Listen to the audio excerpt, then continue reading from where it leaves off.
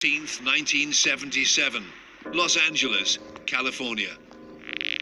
On a deserted hillside overlooking the city, 17-year-old Kimberly Martin was found dead by two paperboys doing their morning rounds. Her killers had posed her body in a provocative manner. They dropped her naked body on the hills in Alessandro Drive, pointing at the city hall. I think that was a deliberate placement to kind of piss everybody off, you know. Now, the media kind of went crazy about this. That's where the name Hillside Strangler came from.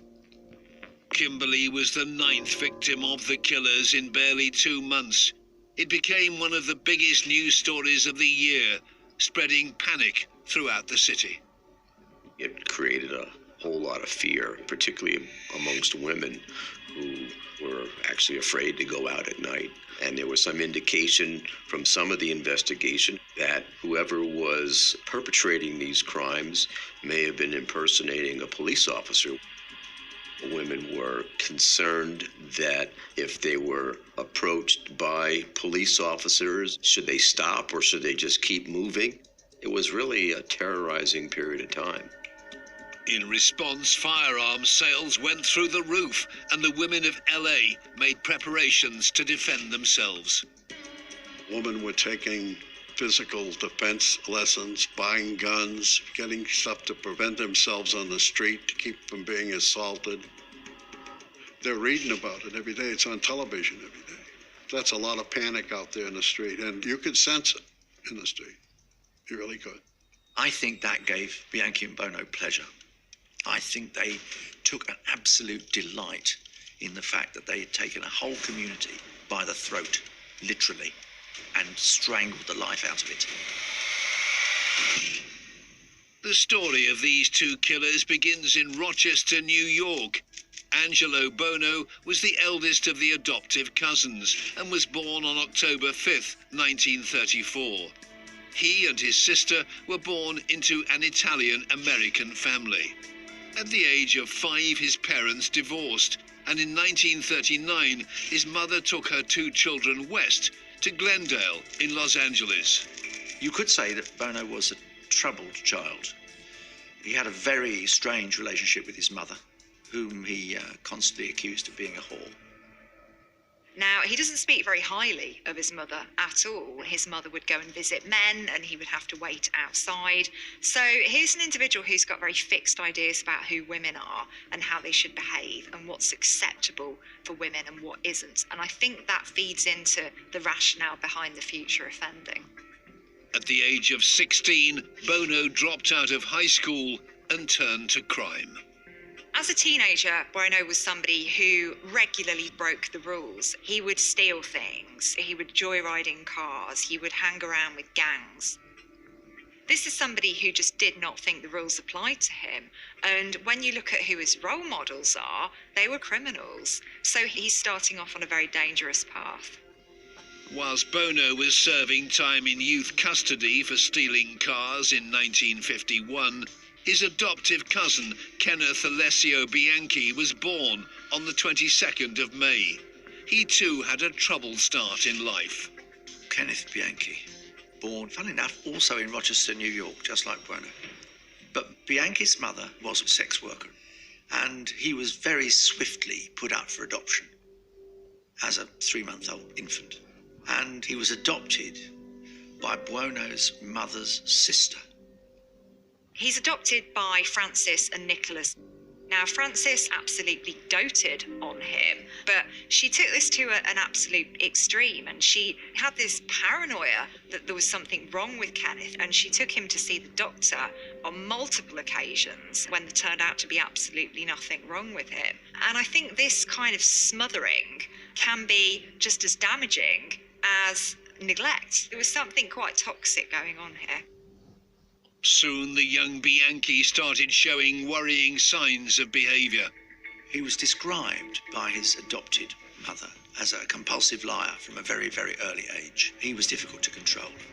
And then his father dies when he's a teenager. So the male role model is removed, and he is, to some extent, left swinging in the breeze. Despite being just 14, Bianchi's mother had big plans for the son she'd sheltered. At the funeral, she made Bianchi wear his father's shoes. They were far too big and he walked clumsily. But they were a symbol of who he had become, the man of the house. They were an Italian Catholic family with some very rigid ideas about family and about the role of men and the role of women. So we're seeing some quite strong values coming through in his childhood, and they're values that he draws on in an incredibly dysfunctional way. His mother recognized that he had a lot of psychiatric issues and problems, and she wouldn't let him date girls. She watched over him very, very closely. Bianchi graduated high school and, aged 18, married his sweetheart Brenda. But his insecurities about her forging her own career as a nurse caused tension in the marriage. Bianchi saw women as something to be possessed. They could be his and his alone. The marriage to Brenda fell apart very quickly. He was only 18. He accused her of being unfaithful. It played to his sense that any woman he had to possess, he had to control completely. After just a few months, the couple divorced. Bianchi then planned a respectable career in the police. In 1970, he enrolled in college to study police science and psychology. He was absolutely obsessed with becoming a police officer. He applied to join the police several times and failed at doing that. This was a fixation for him throughout his life. I think failing was one of the factors in the background of who he became. He wants that legitimate control. He wants that legitimate power. And if he can't get it legitimately, he's going to get it by some other means. After failing to get his dream job as a police officer, Bianchi found work as a security guard. Meanwhile, in Los Angeles, his cousin Bono was a career car thief. By this point in 1970, the 36-year-old had been married and divorced twice and fathered 8 children by 3 different women. A lot of women said that he had a very sexual, strong feeling about him, but it was a scary, frightening kind of thing. It was kind of a predator kind of a thing. And he had been through a whole lot of women. He was very sexually active, and he was proud of that reputation. Buono's attitude to women and to the women he married was abusive. There can be no doubt about that. And each of them described his abusiveness, his drama, threatened with a gun, persistently kicked, brutalized. He was very aggressive sexually, even with young girls. There was something in Buono which saw women as objects, a man who saw women as something of his right. Before long, the 2 maternal cousins who barely knew each other would discover they shared the same intense loathing of women. Bono and Bianchi would move in together and become partners in crime. Soon, this dangerous team would be heading on a path towards murder. By 1975, 41-year-old Angelo Bono had served 3 short prison terms for stealing cars. He also had a long, dark history of domestic abuse, raping and beating former wives and girlfriends. But now it seemed Bono wanted to settle on the straight and narrow. Although he wasn't particularly well educated, he was quite smart. He was capable of running a business. Indeed, he started his own business, auto upholstery. It was very successful. Matter of fact, the rumor is he did one of Frank Sinatra's cars. He also considered himself a mafia kind of guy. At home and at work, Bono was meticulous to the extreme. Buono was obsessed with cleanliness. He would bleach his house several times a week. He was able to change the brakes on a car without getting dirty. When you see people who are obsessed with cleanliness, it's about feeling that everything is within your control. Meanwhile, over 2,500 miles away in Rochester, New York, Bono's cousin, Ken Bianchi, had been fired from his job as a security guard for stealing jewelry at the department store where he was working. In January 1976, Bianchi's family came up with a plan to temper the wayward 24-year-old. Their mothers are sisters, and they think it's a good idea for these two to live together. And I think it is part of those kind of Italian Mediterranean family values, you know, that if you're part of a family, then you're always welcome. You should always look out for one another. Bono was doing the family a favor, taking him in. This is something he didn't really want to do. This is a guy who lives alone. And to take in a boarder was something that, he wasn't happy with. Bianchi apparently looked up to Angelo Bono, his older cousin, kind of admired the tough guy image that he projected. Once again, Bianchi tried for a career in the police, this time with the LAPD. But once again, he failed his exams. In the end, Bianchi resorted to lies to get a respectable job. He had phony certificates made up, showing that he was a graduate of Columbia University and had a degree in psychiatry, and he was actually a psychologist. A psychologist in Los Angeles actually hired this guy, and he was seeing his patients. He had a gift of really selling himself, and he did. He was a sociopath, and he was a pathological liar. In June 1976, Bianchi finally made it into the LAPD reserves as an unpaid volunteer. He also found himself a desk job to pay the bills, and at work he met a new girlfriend whom he moved in with. By now, the cousins had a real rapport. Bianchi looked up to the older Bono and was only too quick to get involved when he suggested they establish themselves as pimps. He and Buono set up what only could be described as an agency for prostitutes. They target two young women whom they set up to work for them, to make them money as sex workers. It was a marriage made in hell. I mean, here you've got a sexual predator and a sociopath. Bianchi wants to be like his cousin Angelo. See, he looks up to him. He's older. He was excited that it's a recipe for madness. But pimping prostitutes wasn't enough for them. To satisfy their own sexual cravings, they prowled the streets using a tactic inspired by an infamous criminal from the 1940s. When Buono was an adolescent, he very much looked up to career criminals, and one particular criminal, a serial rapist called Chessman, who he became very interested in, had actually used a police ruse in order to target his victim. I think Buono saw something there that lodged in his mind, and that would later come out in his offending.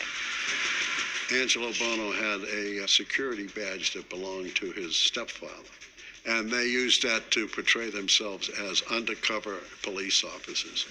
They started using the badge to get free sex from prostitutes. They liked the fact that they could get girls back to their house and have them have sex with them, then play a badge on them and tell them that, hey, don't tell anybody we did this, or you'll be in trouble. But the excitement of duping women for free casual sex soon wore off. Bono and Bianchi wanted to up the stakes, to indulge a depraved desire. They both agreed, why don't we try choking somebody to death while we're having an orgasm? That would be something I'd like to do. That was Bono's thing. And of course, whatever Bono said, Bianchi went along with. It's what the psychologists call folie à deux. One adds depth to the other. One eggs the other one on. One's the sorcerer and the other one's the apprentice. And then suddenly they become partners in crime. At 11 p.m. on the 17th of October 1977, Bono and Bianchi were cruising down one of Hollywood's most famous streets, Sunset Boulevard. They had their fake police badges at the ready. Bianchi had a four-door sedan that could resemble a police car at night. It had no siren or lights, but it had the same color, dark blue and a white top. They used that car in all the stops and pullovers that they made. Here they spotted 19-year-old Yolanda Washington. She was a mum, she was struggling to make ends meet, she became involved in sex work, and they picked her up, claiming to be police officers.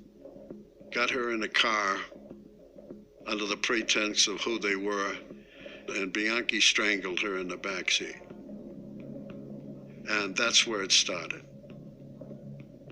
They dumped Yolanda's body on Forest Lawn Drive, not far from Glendale. She was discovered early the next morning. She had a 3-year-old child, and she's treated as a piece of garbage. From there, it just kind of accelerated. They started discussing what they were going to do. Let's take them back to the house. If we take them back to the house, then we can play games with them. And that's exactly what they did. Barely 2 weeks later, on the night of the 30th of October, Bono and police reservist Bianchi were roaming the streets once again. As they stalked Sunset Boulevard, a young girl caught their eye. Judy Miller was picked up on Sunset Boulevard near a hot dog stand. Judy was 15 years old, so a few years younger than Yolanda Washington, and she's been described as a runaway, but she's a child, she's incredibly vulnerable, and I think they recognise that, and they prey upon that vulnerability again. The killers lured Judy into their car under the pretense of hiring her for sex. Once inside, they pulled out their fake badges. She was trapped, and this time Bono and Bianchi had even more sinister plans. They took her to Bono's auto upholstery shop, where she was systematically raped.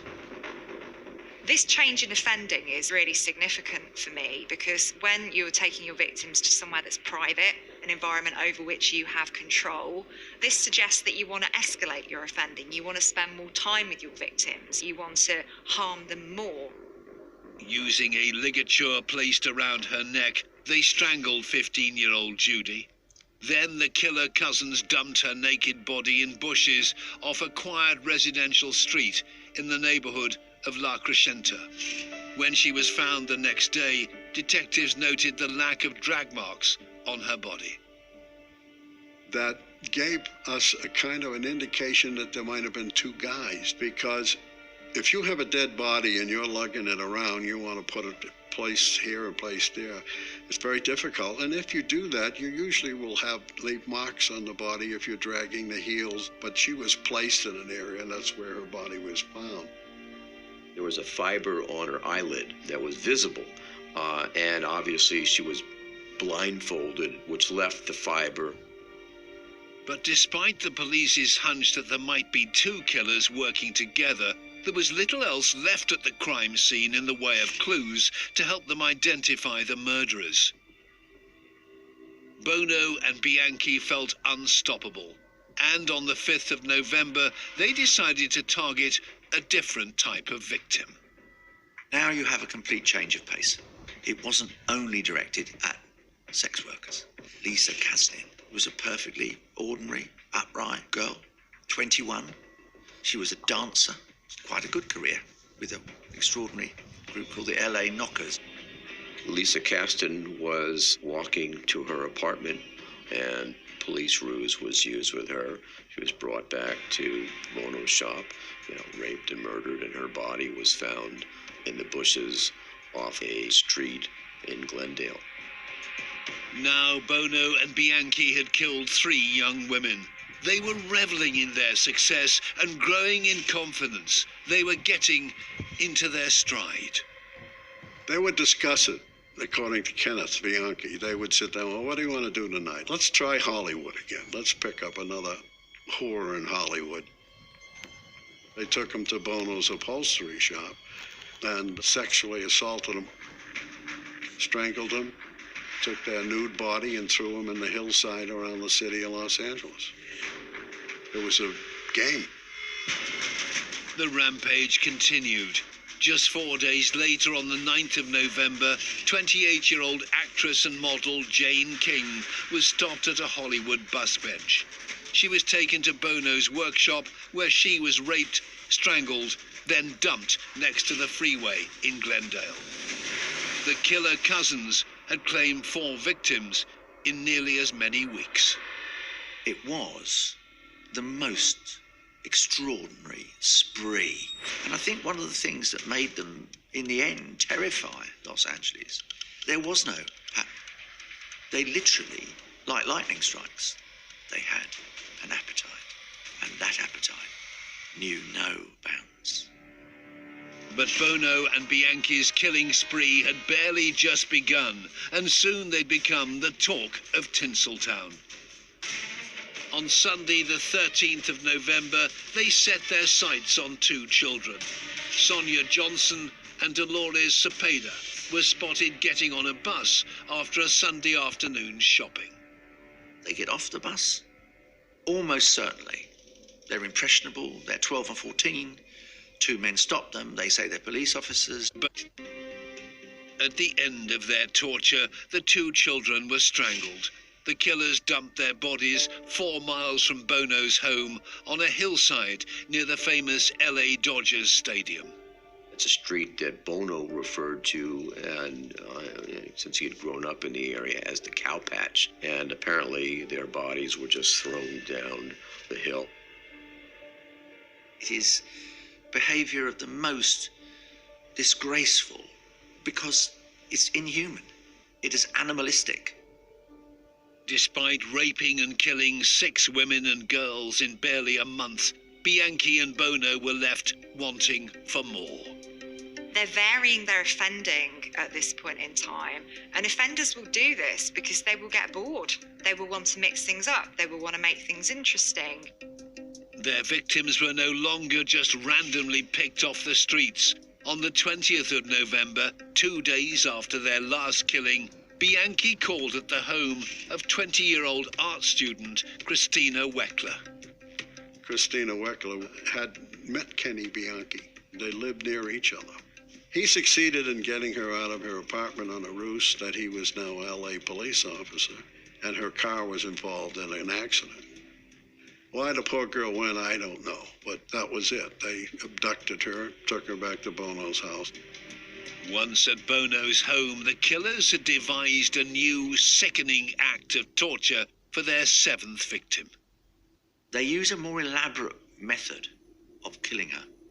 Not simple manual strangulation, but they put a plastic bag over her head and put a gas pipe into it and effectively suffocate her. The killers also injected Christina's arms and neck with air and cleaning solutions to try and induce a fatal embolism. There was a mark on her neck where they put cleaning fluid in her neck with the syringe. This is incredibly sadistic. It's incredibly drawn out. It is an escalation in their offending. They're enjoying the process of watching their victims die, of having that ultimate power and control over their life and death. And this is something that's only going to get worse. Then they dumped Christina's body on another remote hillside in Highland Park, several miles from Bono's Glendale home. It was a Sunday. I was notified at home. They said, we got a dead girl out here, and then it's definitely a murder victim. So I went out, did my usual crime scene investigation, and I noted the ligature marks on the hands and on the ankles. Detectives also noticed that the bodies continued to be placed and not dragged to each location. They were still convinced that they had more than one killer on the loose. We had put a lot of uniformed policemen in the area of northeast Los Angeles looking for 2 suspects, or 1 suspect as a serial murderer. So we were focusing in the area where the girls were originally abducted. I think that information got out somehow through the media. So what did Bianchi and Bono do? They drove all the way out to the valley to look for their next victim, 25 miles away. On the 28th of November, 8 days after their last killing, Bianchi and Bono were cruising the streets of the San Fernando Valley. they spotted 18-year-old business student Lauren Wagner driving home. They followed her, and she parked right across the street from where she lived. They stopped her, pretended they were police officers, and said they would have to take her in a car, and she resisted. She kind of vocally resisted. And they got her in a car and took her to Bono's house. Lauren was bound to a chair and gagged in Bono's home. This time the cousins thought they'd experiment with a different type of torture. They took wires, plugged them into the wall, kind of pulled the wires apart, and taped the wire to the girl's hand and then plugged it in to electrocute her. There were burn marks in her hands from the wires. Lauren's body was dumped once again on one of the city's hillsides. Her parents had noticed their daughter's absence and were concerned when they found her abandoned car with the keys left in the ignition. And this was something that was out of the ordinary. She wouldn't normally do that. So immediately they knew that something was wrong. They knew something was amiss. So they contacted the local police department. She was discovered the next day on the 29th of November. Her body was found once again on the side of a hill on a little street in the Glendale, LA area. And she was lying there naked as the others with ants crawling all over her body. Upon seeing her, we knew right away that she and Christina Weckler were killed by the same people. Both had very similar ligature marks on the body, around the neck, and one on each wrist and one on each ankle. We began referring to that as 5-point ligatures. Forensic investigators also found a small fibre stuck to the adhesive left by the tape that had been used to attach the electrical wires to Lauren's hand. Detective Bob Grogan went to her parents' home to break the devastating news about their daughter. But word of an 8th strangling victim had got out, which meant the LA press were already one step ahead. On the street where the Wagners lived was all the media in Los Angeles, trying to interview Mr. and Mrs. Wagner. I hadn't even notified them, and they were running around with their microphones looking for an interview. And I ordered the uniformed police to move them off the street and get them out of there. If they turned this into a circus, and this was far from a circus. The press now had a name for the serial murderer, the Hillside Strangler. But a neighbour had some important information for police which confirmed their earlier suspicions. She came out and saw 2 guys putting a girl in a car. That was the first time we actually had visible proof that there were 2 suspects. Couldn't identify them, but 2 were seen. With the killings making daily news in LA, the police were now under pressure to step up their investigation. After the murder of Lauren Wagner, the detectives, we got together and said, we got a serial murder. We got a big problem. Big problem. The chief wanted a task force. The media wanted a task force. So we got a task force. We got 100 policemen. But Bono and Bianchi were already planning their next killing and another change of tactic. They enjoyed the feelings of power and control that killing gave them, but they didn't want to have to go to the effort of going out. They wanted to make it easier for themselves. And going out actually was quite a risky thing at this time because this was a ruse that they'd used several times. So it was a combination of awareness of risk and laziness on their part. Bianchi has found a flat, another apartment in the block he lives in, which is vacant. On December the 13th, Bianchi called an escort service posing as a client. 17-year-old Kimberly Martin was sent to the empty apartment. As soon as the door was opened, she knew she had made a mistake. Bono and Bianchi were there and a struggle broke out.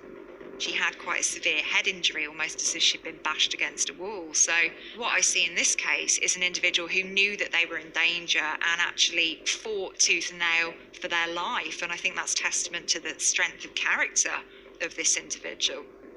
Bono and Bianchi took Kimberly back to Bono's workshop.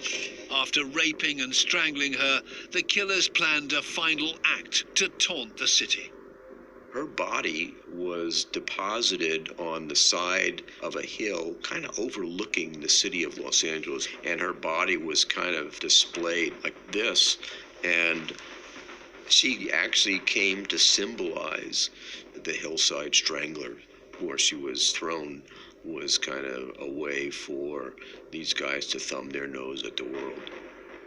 And the media jumped on that, oh, the Hillside Strangler strikes again. So it was a panic situation in the city of LA, no question about it. The Hillside Stranglers had now claimed 9 innocent lives. Bono and Bianchi sat back and relished how their murders had become one of the biggest news stories ever in LA. The Los Angeles Police Department were now under pressure to catch the killers before they struck again. By December 1977, the Hillside Stranglers had claimed 9 innocent lives. Bono and Bianchi sat back and relished how their murders had become one of the biggest news stories ever in LA.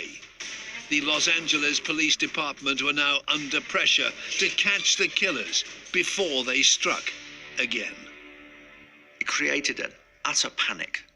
If you were young and a young woman in Los Angeles at that time, I think you would have been frightened. Anybody would have been. Bianchi was reveling with the headlines his murders were generating. Still a member of the LAPD reserves, he went on ride-alongs with the police and was on patrol with a local sergeant just 2 days after Kimberly Martin's killing.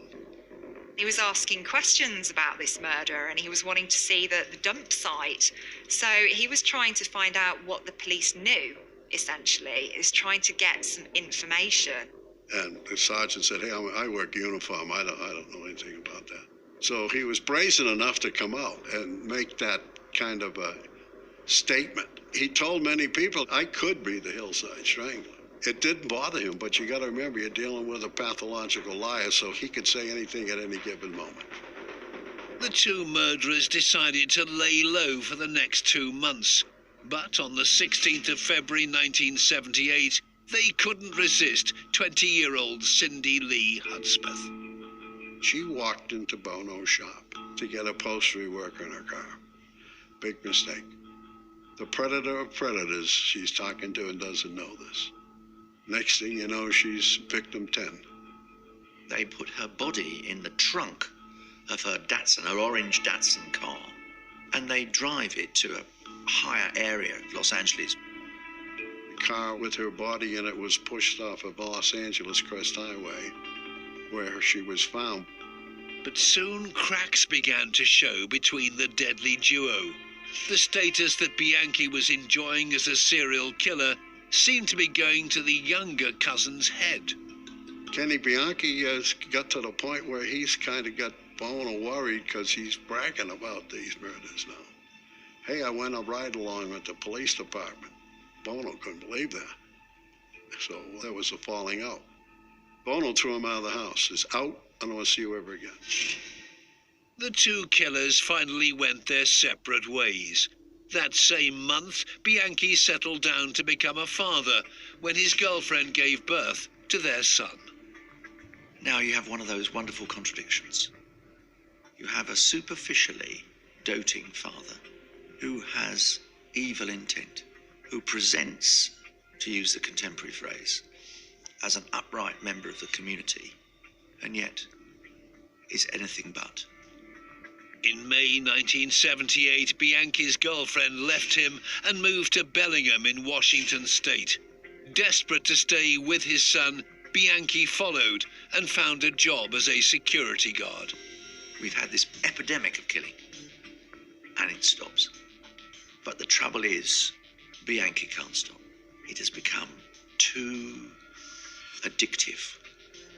On the 11th of January 1979, Bianchi offered to pay 2 university students, 22-year-old Karen Mandic and 27-year-old Diane Wilder, $100 to house-sit one of the properties that he was guarding. It's unclear exactly how Bianchi forced these two down the stairs into the basement, but there's no doubt that he did. He also put a noose around their necks and then strangled them. Kills the two girls. And he does it on his own. He does it poorly. He masturbated on one of the victims, and he couldn't get it on, couldn't function. He's now acting alone. He doesn't have the street smart, con-wise Angelo Bono as a partner. Next day, on the 12th of January, Karen's car was found nearby by the police with their bodies hidden in the trunk. Bianchi's employer revealed his whereabouts and he was arrested. He claims that the killing wasn't done by him, but done by his second personality, Steve Walker. So he's claiming that he has another individual in his head who's telling him to do particular things. When the police in Bellingham realized their suspect had a Californian driver's license, they contacted the LAPD. Detectives there noticed something interesting on Bianchi's driver's license. Whenever you moved in California, you had to write on the back of your driver's license your new address.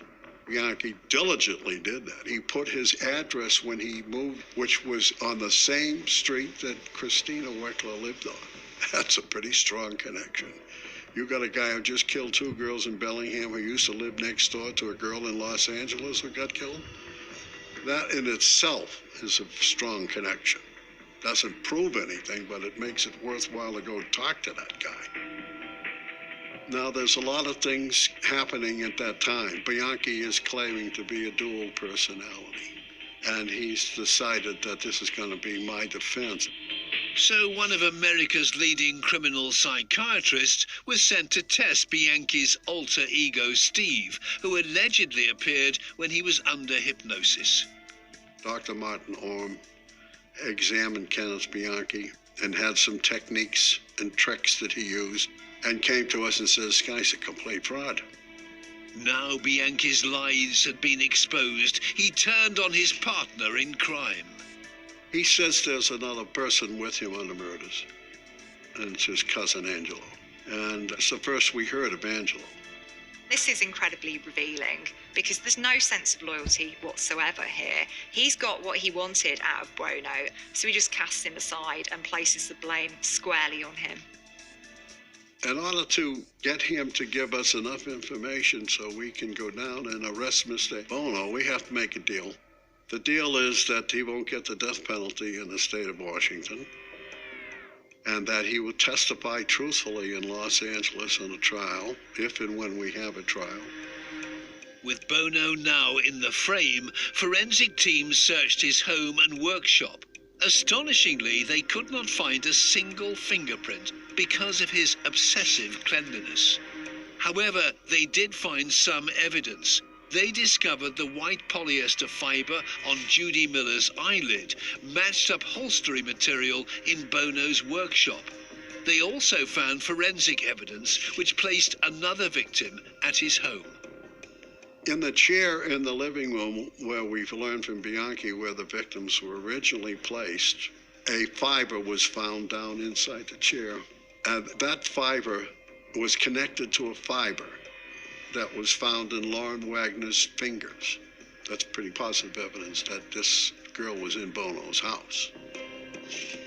And that fiber evidence was extremely important evidence in this case. As Bianchi had already pleaded guilty to 7 counts of murder as part of his deal, he did not face trial. His cousin, Angelo Bono, appeared in court on November the 16th, 1981. At the time, it was the longest trial in U.S. criminal history, with Michael Nash, the Deputy Attorney General, prosecuting. The jury selection alone took almost 4 months. And then on top of that, Kenneth Bianchi was on the witness stand for about 6 months. The problem was that he changed his mind about everything. He did everything possible to sabotage that case against Angelo Bono. But the ploy failed. After a mammoth trial lasting more than 2 years, in November 1983, Angelo Bono was found guilty on 9 counts of murder. He was acquitted on the 10th count, that of Yolanda Washington, as it was accepted that he had been driving the car whilst Bianchi strangled her in the back. Both cousins were later sentenced to life in prison. Someone said, "So how come you're not celebrating?" And I said, "You have all these dead girls. They had family and friends who are forever scarred by all this. This is tragedy." But the brutal killers could no longer haunt the streets of LA. In September 2002, Buono dies at the age of 67 in jail. And Bianchi remained in jail in Washington State. They're not the first serial killers, and they're not the last. But they were two of the worst human beings who've ever walked the face of the earth. They are among the most horrifying killers you could encounter, because the rape, torture, and in the end, killing of utterly innocent young women for nothing but their own pleasure and their own gratification is unimaginably evil. The two cousins